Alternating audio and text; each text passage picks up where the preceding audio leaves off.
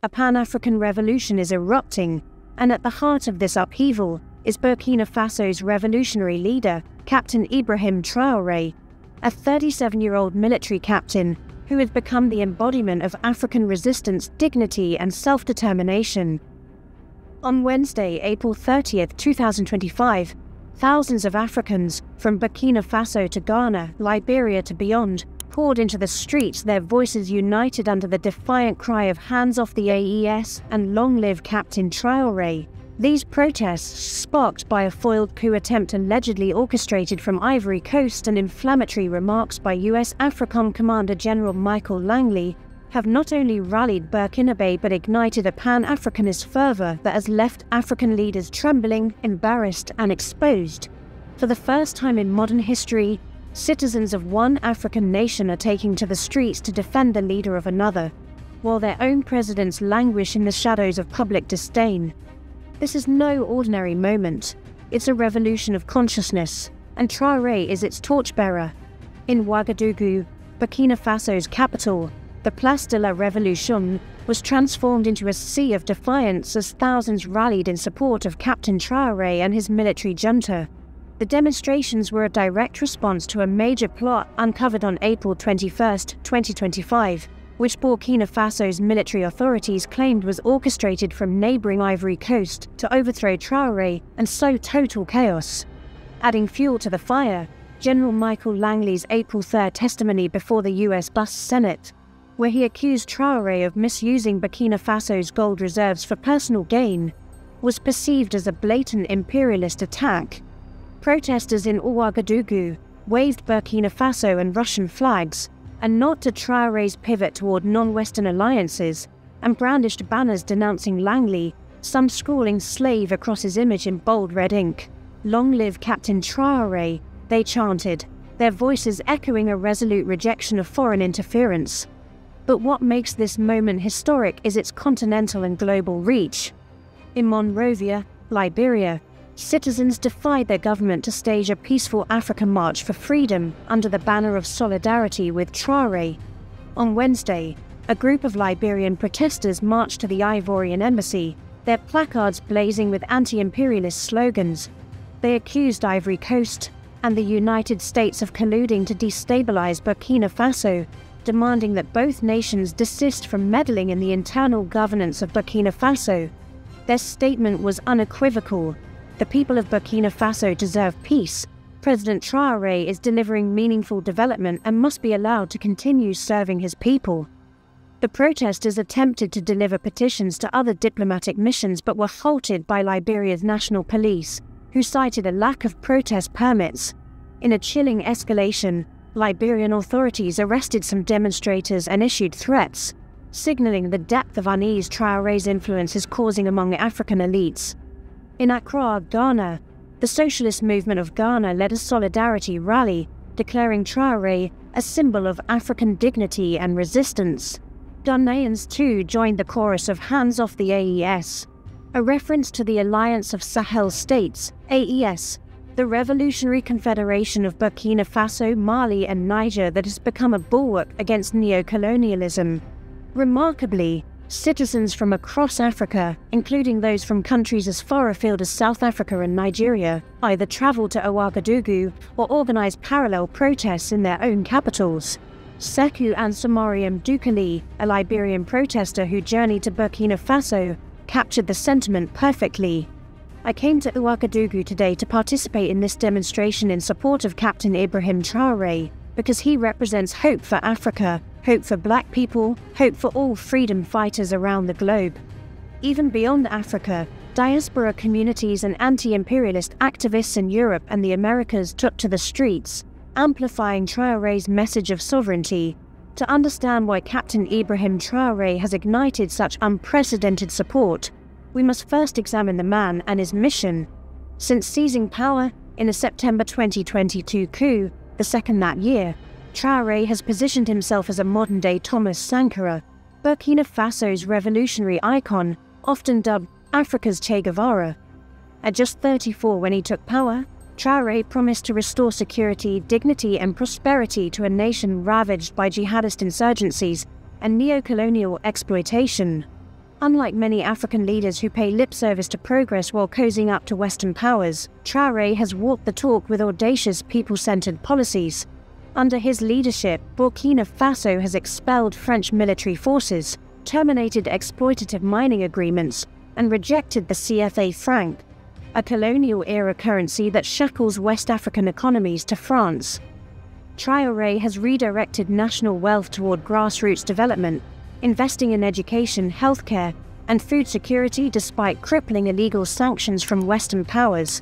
His nationalization of Burkina Faso's gold reserves, a move that enraged General Langley, ensures that the country's resources benefit its people, not foreign corporations.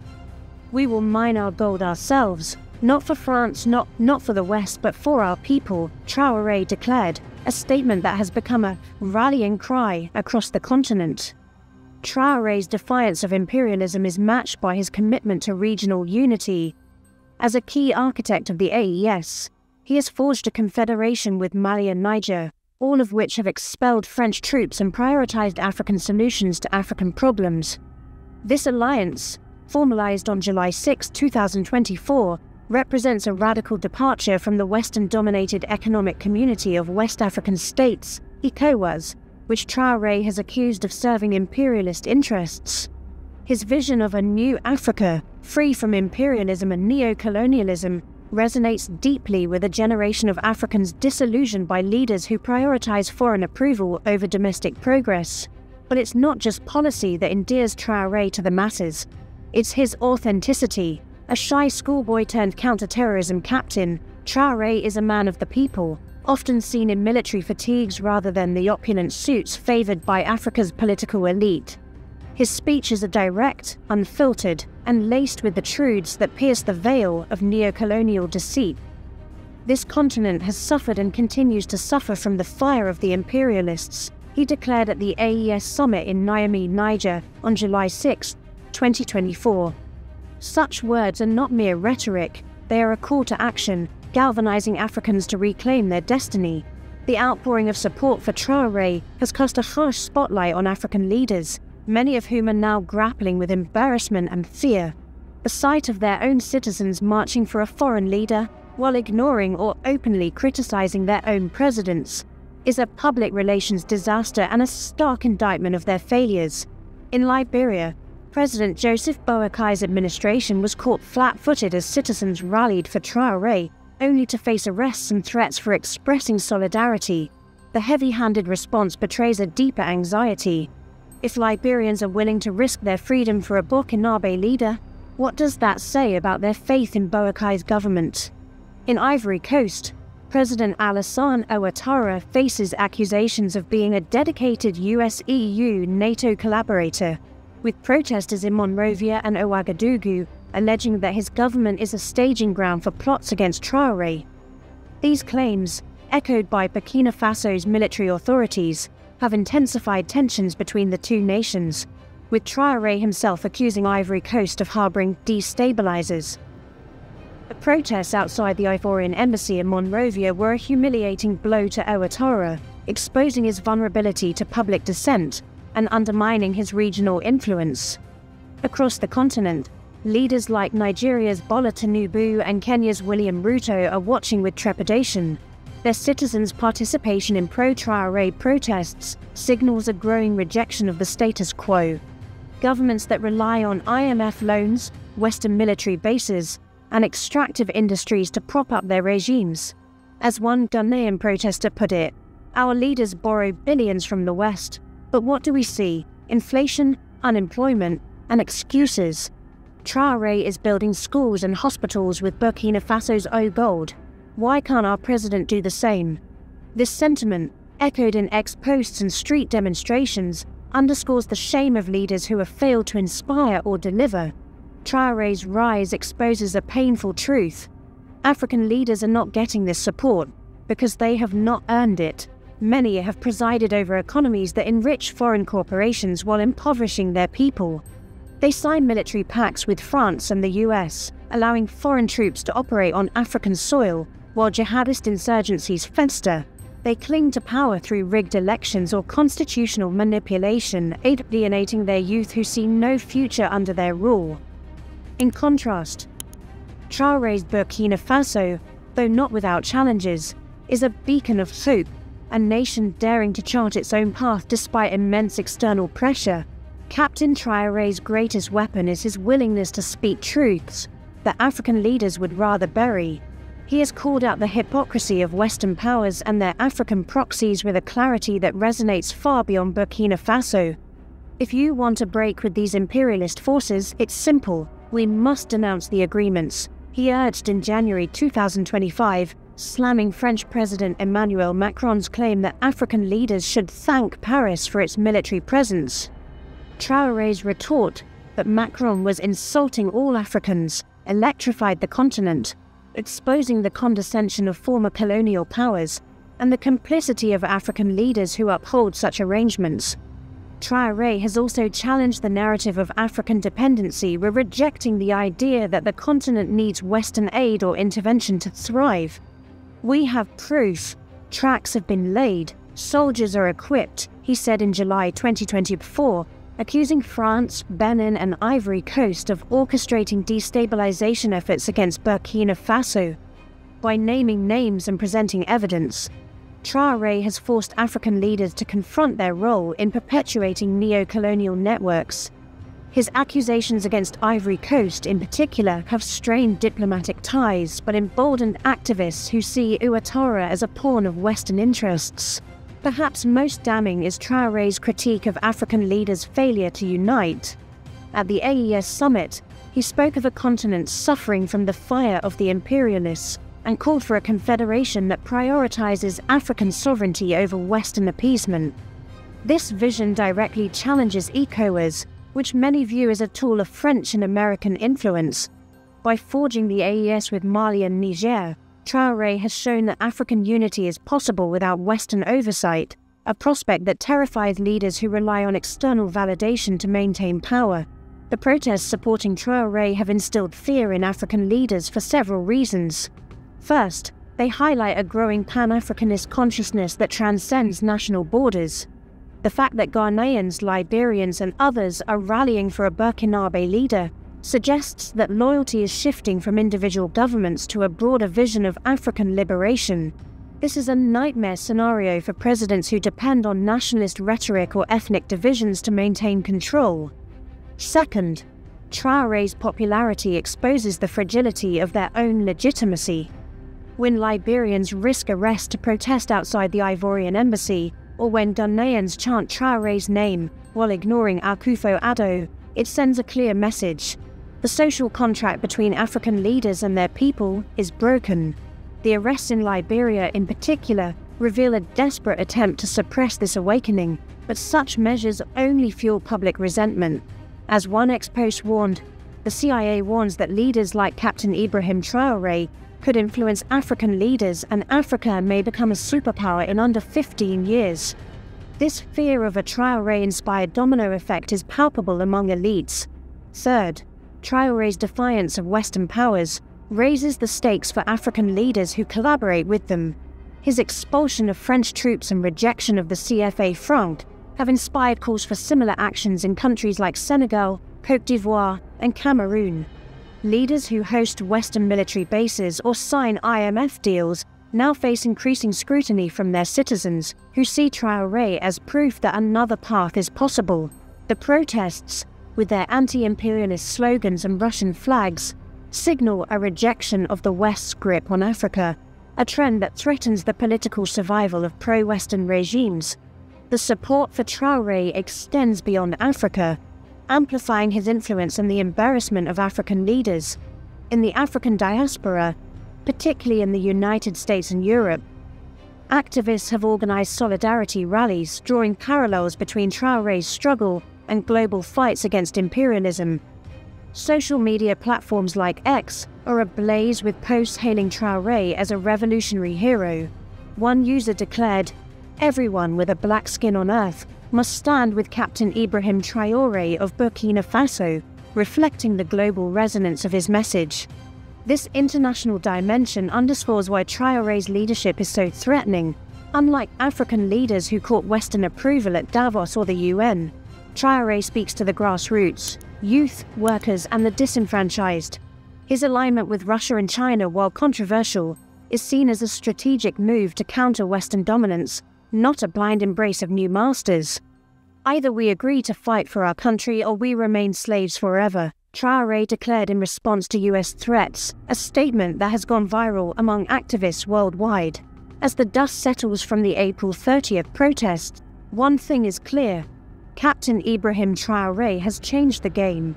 His leadership has not only galvanized Burkina Faso, but sparked a pan-Africanist renaissance that is forcing African leaders to confront their own inadequacies. The fear and shame they feel are not just personal, they reflect a deeper crisis of legitimacy in a continent yearning for true independence. For the people, Traoré represents hope, a leader who dares to dream of an Africa free from the shackles of imperialism, where resources serve the many, not the few.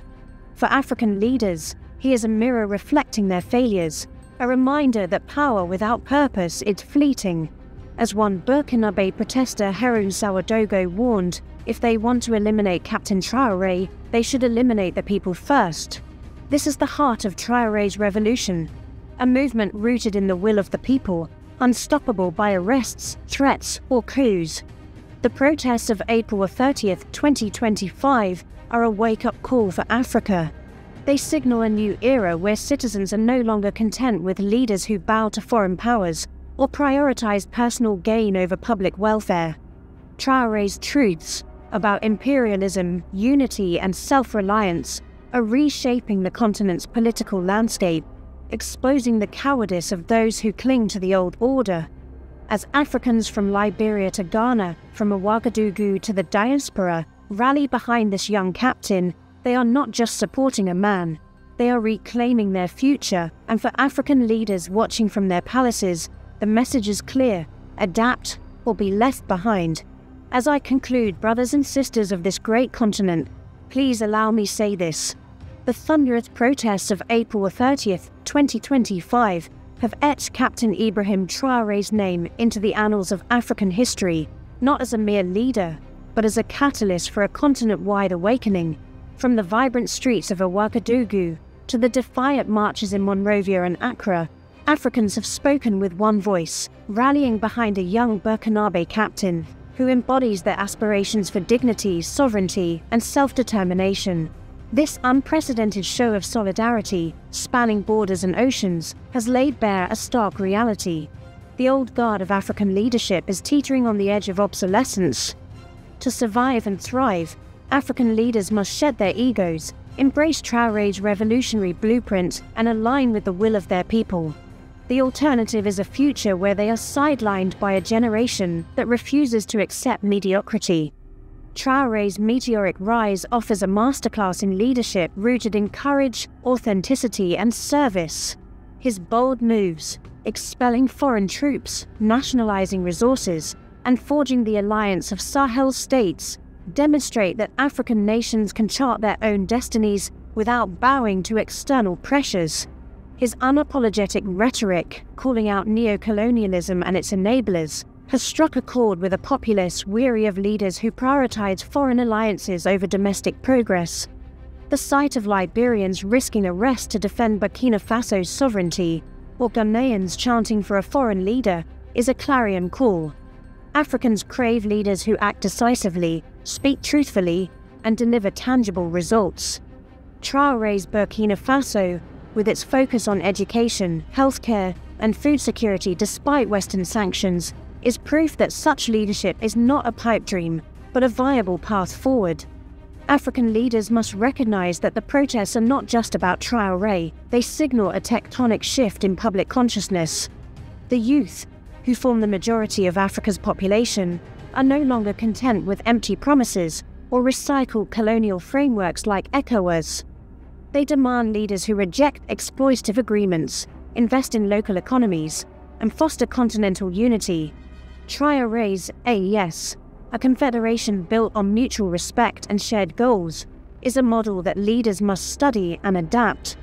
By contrast, those who cling to Western patronage or suppress dissent, as seen in Liberia's arrests, risk alienating their citizens and fueling unrest.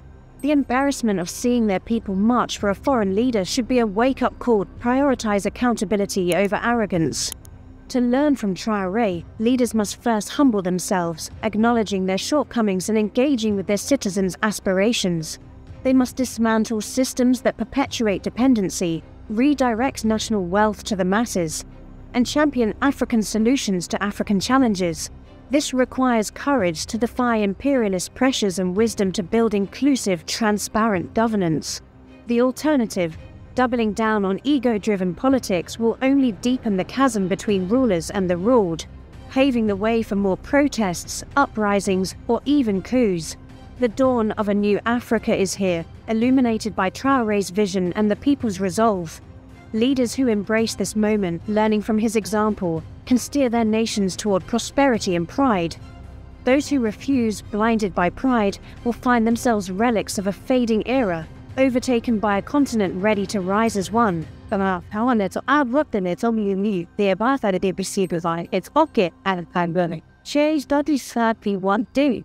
Change doesn't start me one day. We will as separate one can or as separate that hold on and what? You are there, support of just. If one is, I advise you that because of what I know lost, because of us, like the part that we said that we're raising for saying that kids that can for nothing, I don't accept that under the law. The step is them that the police have the power to impose what is the fact of the panic. But the police officer right here, yeah, if they should, if you can show how they're right here, you must be as.